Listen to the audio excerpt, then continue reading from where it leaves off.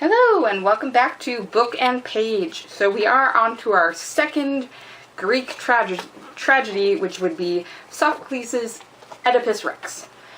And specifying that Sophocles' Oedipus is important, there are historically probably several playwrights that did the Oedipus trilogy, as it were. It was a fairly already well-known myth that several plays were produced about. So you might hear other playwrights having these ones. Don't be surprised. Sophocles had them too, and we have Sophocles' surviving Oedipus trilogy. This one is technically the first one chronologically in the series. Antigone then being the second, and Oedipus at Colonus the third. But it is a question of whether or not they were published and shown in that version. I'm doing Oedipus Rex because Oedipus Rex is actually one of the more well-known plays. Even if you haven't read the play, you've probably heard of someone named Sigmund Freud who has this theory of the Oedipus complex. And what that is will become very clear, and if you already know what that is, you have some idea of what might actually be going on in this play. So, let's get into the play itself, and as always, we'll first do a summary of what happened in this first bit, and then we'll do a discussion of some talking points, some ideas of what actually happened. Now, I should note, with this translation, there are no real scene breaks like there were in the Bacchae, so what I've done is I've gone through and done about 5 scenes, so we'll have 5 videos.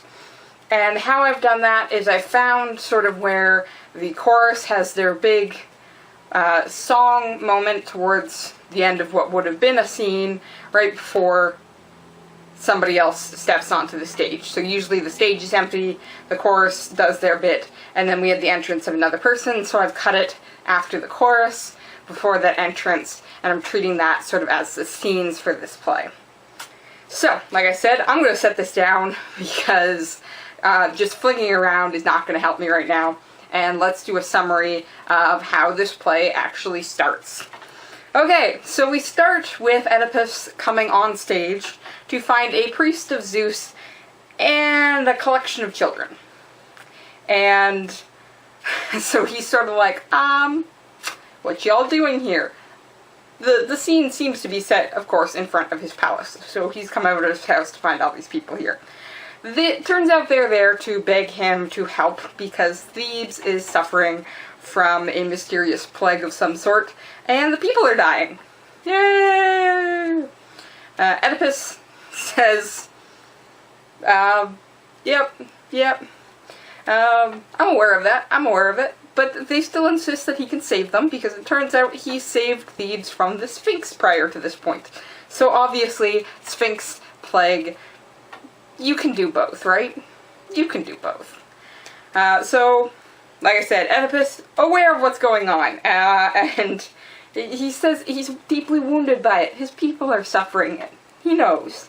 So, he is doing something about it. He has, in fact, sent his brother-in-law, Creon, off to ask Apollo for the reason that this plague has struck them. And with good timing, that might seem a little awkward in any other situation, but really, with plays and media, it's gonna happen this way. Creon's here! Yay! Creon has just arrived. And he comes with the news that Thebes, to be saved, they've got to find the person that murdered their previous king, and punish them. And it turns out that the king's entire group, he was traveling, his entire group was killed except one person who survived to tell Thebes that there was some sort of bandit attack, but the Sphinx issue prevented them from going out and getting justice. The Sphinx effectively had them trapped inside the city, sat outside the gate, and ate anybody coming and going that couldn't answer its riddle. So now we know what's causing it. There's some unpunished person in this city that killed the previous king, and now we need to find and punish that person. So Oedipus decides he'll call the city to a meeting, and they're going to discuss all this. And it's towards the end here. He's headed off to call the city, and the chorus enters and sings a song to many, many gods, begging for their help to save Thebes. Yay. Again, it's a tragedy, so the fact that it started out not great, probably pretty normal. So, we're actually back in Thebes again. I mean, if you've been following the series and are coming with us right off the Bacchae, you'll certainly recognize the setting. Because, hey, all the tragic things happen in Thebes, right? I mean, probably not, but it's sort of starting to feel like that. Thebes is the city we can sort of kick a couple of times without getting kicked back too hard. But the interesting thing is, we are told we are in Thebes in this starting section, but not from the very beginning. We get hints that we're probably in Thebes if you know something like the Bacchae and you're following along, or if you know Greek history and know one particular story, which is the story of Cadmus. That is actually the hint from the very beginning that we are, in fact, still in Thebes, because the very first line of this play tells us that. Children, young sons and daughters of old Cadmus. What? What? So, we get from the beginning this hint that tells us where we are. If you know these stories, you know we're in Thebes. Why not just tell us we're in Thebes? I mean, eventually he does. Thebes is mentioned as being the city. But from the first line, you don't have a connection to Thebes. You do have a connection to Cadmus, who is the founder of Thebes, but you should also get some other hints from there. Greek audiences probably really would have, simply because, again, they're going to know a lot of these stories already. So they know the Bacchae, and they know the tragic story of Cadmus, as well as the heroic aspects. But this connection should automatically make you a little like, not good. Not good. So, for those of you who are not following along with the series, or have not seen the previous set of 7 videos about the Bacchae, Cadmus is in fact a character in the Bacchae as well, and we will in fact meet another character directly out of the Bacchae, Tiresias, the blind prophet, as we get into this play. But, why the name Cadmus should suddenly set off alarm bells is that his family doesn't have a really great history. Now, Cadmus himself has founded Thebes, and supposedly he slayed a dragon and then took the dragon's teeth and planted it in the ground, and then spread it out from these teeth. And they were the first men of Thebes. So they've got these earthborn titles to them. And then that's about as great as Cadmus's history gets. From there, one of his daughters, Semele, ends up in a love affair with Zeus, and due to some tragic intervention by Hera or Semele's sisters, or both, she gets turned to ash, and her son is taken by Zeus to be born again through his thigh, and that's how we get Dionysus, the god of wine and revelry.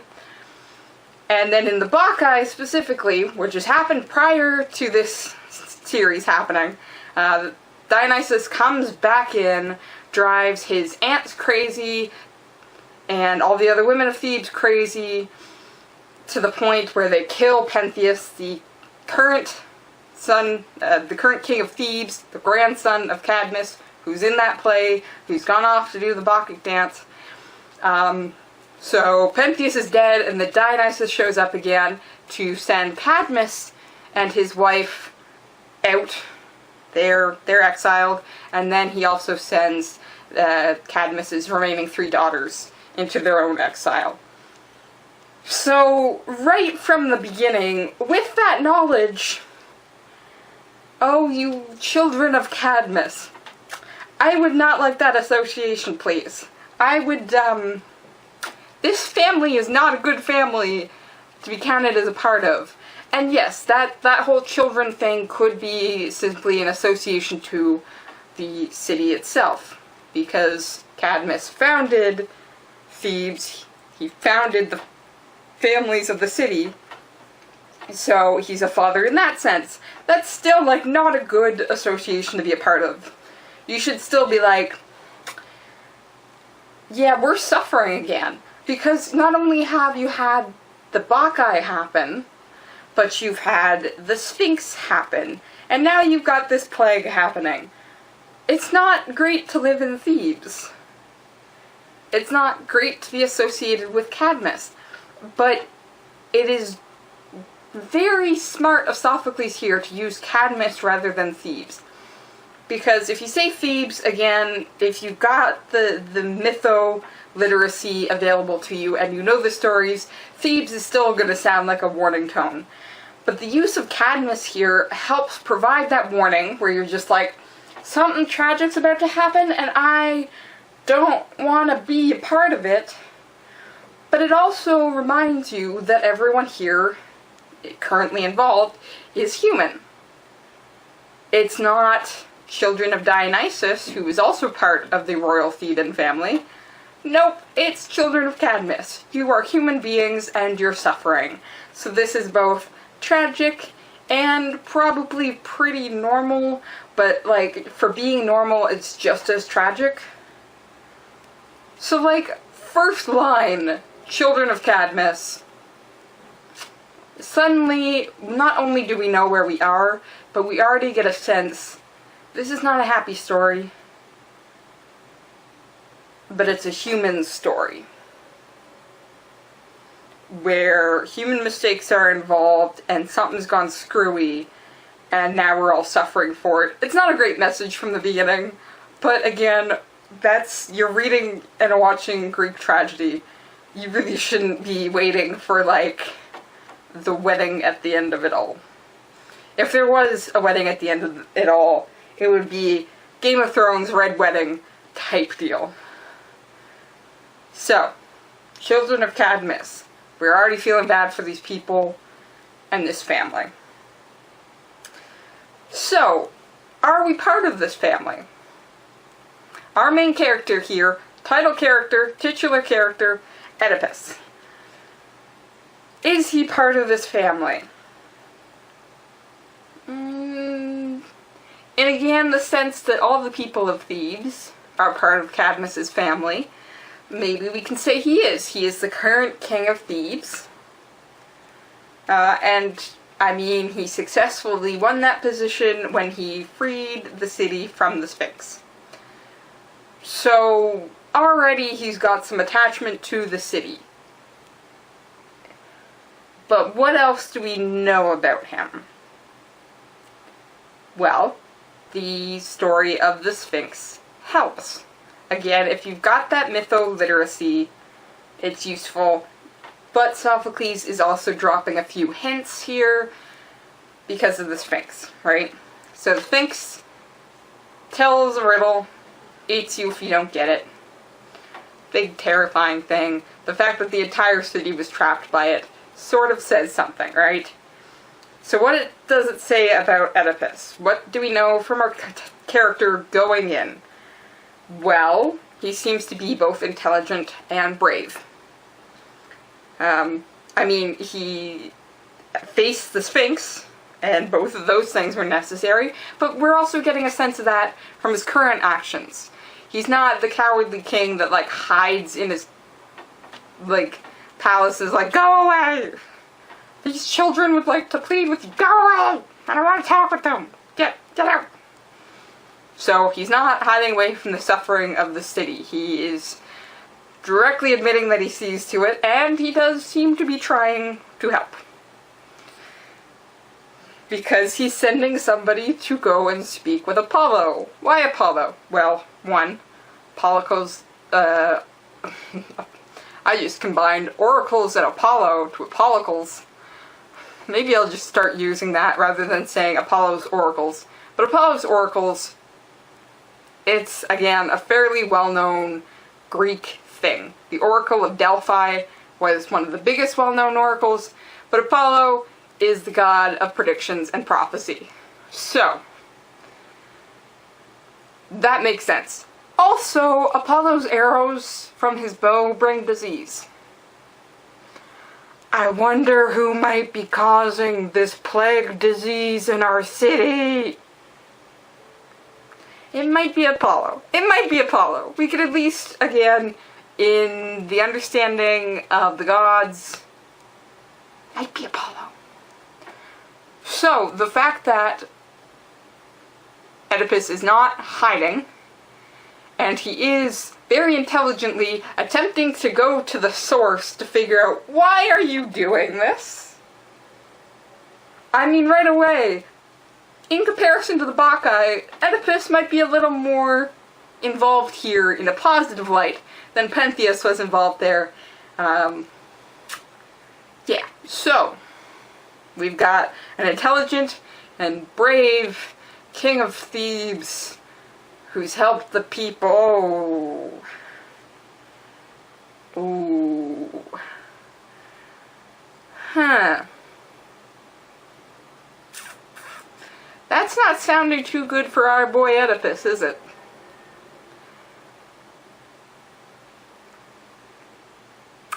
Because what we know from tragedy is that it's a high noble character that's just ground into the dust. So Oedipus's noble nature right from the beginning, that we are given a sense of not just from his own mouth, but also from this priest of Zeus. This is a really good guy.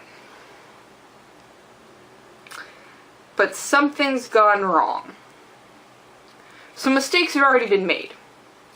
So Oedipus, as good as he looks, has to deal with the fact that mistakes were made. And it is a question of whose mistakes, and in what way, and how do we solve them. But we as an audience, again, are already getting a sense of whose mistakes were made and how it's going to get solved. Because Thebes might be suffering, but we need the noble character that we can be afraid for and that we can pity. That's the key to Greek tragedy. And so right from the beginning, we're sort of offered up Oedipus on a platter, well aware that even if we like him, something has happened,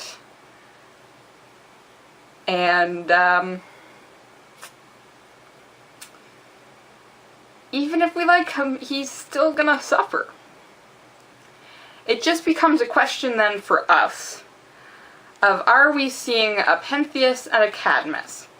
Again, if you haven't watched the Bacchae videos or read the Bacchae, Pentheus is the grandson, and he just outright laughs off Dionysus as a god, doesn't think he's really worth anything, insults all his followers, and gets his comeuppance by dying horribly. And then there is, in fact, Cadmus. And Cadmus might have made the prior mistake of not believing that his daughter had slept with Zeus, and thus produced Dionysus as a god, but at the beginning of the play, he's actually come to accept this, and he is participating in the Dionysian rites. He's celebrating Dionysus as a god and a god of Thebes, and as a relation to himself within his family line, and he still has his grandson killed, his daughters driven out of the city, and him and his wife, in fact, driven out of the city, possibly as snakes.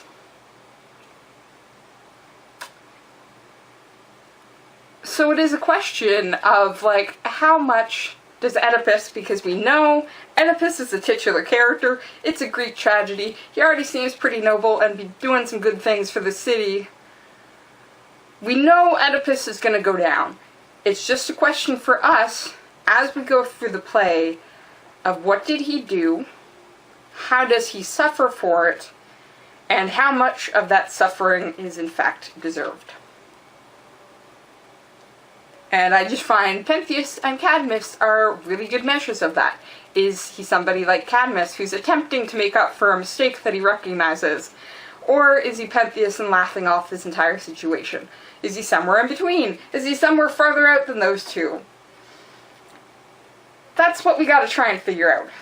From the beginning, we know Oedipus is going down. But how and why are what we need to pay attention to. Okay, so another thing we also want to try and pay attention to is the chorus and what its purpose is. So we get the chorus full force at the very end of this scene, and they've got a big long prayer to the gods. So we're not getting them from the beginning, but they're not left out for a very long time. We do get a hint. Oedipus calls for the citizens of Thebes to come, and then the chorus pops up. So, are these guys sort of our pulse point for how the Thebans are feeling in this entire story? And I'm leaning towards that direction because literally again, hey, we need to gather the citizens. Boom, there's your chorus. So, they could be our Theban pulse point, but there are some other things we have to keep in mind. Do they clearly support one side or the other? In the Bacchae, the chorus were supporters and worshippers of Dionysus. So obviously they picked Dionysus' side over the human side. Is that going to happen with our chorus here? Are we having them in support of this plague, in support of their king, in support of somebody else? That's something we have to keep in mind. And how representative are they supposed to be of our own feelings? If the chorus is supposed to be the audience on stage, what are we supposed to be getting from the chorus? If they are clearly supporting one side or the other, is that the side the chorus is supposed to be, the audience is supposed to be helping and supporting? Or are we cheering opposite to the chorus? And to go along with that, just if you want like a real rabbit hole of a discussion of this play as a whole, it's a lot easier as a whole, but it will rabbit hole for you. Take a look at this chorus's song to the gods. Pick out each god referred to, and then try and see how they show up in the play. Because we could just say, hey, it's a Greek tragedy, we gotta acknowledge the gods. But we have a lot of gods mentioned in various ways. We got Zeus, we got Athena, we got Artemis, we got Apollo, we got Dionysus. I think I've got them all. I might be missing a few. There's a lot of gods mentioned in that one. So it becomes a question of what their connection is to this play, and how do we see that connection starting to come up. You don't mention the rifle and then not fire the rifle. But in this case, it might be a little more subtle. So, again, you want a rabbit hole of a conversation with people, start just looking up who these gods patron. What are their big classifications, like Apollo as the god of prophecy and music and also disease. Apollo, probably a good one to start with, but you tumble in very far very quickly when doing something like that. But that's an easy play, like that's an easy paper to write. Just let's explore the gods mentioned and if we see them in this play and how. I'm not doing it here because that would just, hours of me discussing that. So, rather than doing that, I'm leaving that up to you guys. If you're interested, I'm going to keep reading, and I hope you do too. See you next time.